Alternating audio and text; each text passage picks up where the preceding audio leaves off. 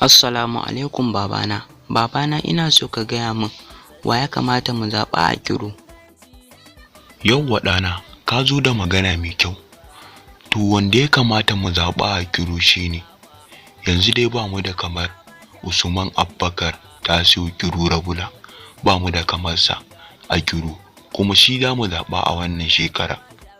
To baba, shi Rabula wai a cikin wacce jam'iyya yake? Magajin Kwankwasiya kenan. Rabula yana cikin jam'iyya mai kayan daɗi, wato jam'iyyar Mahadi Kwankwaso Madugu, jam'iyyar NNPP. Habiba kina ina ne? Wallahi mai gida ban da lafiya ne, kuma na je asibiti cin cewa ba a ba da magani kyauta. To ki in banda abinki, wa ya gaya miki a wannan bakin mulkin suna ba da magani kyauta?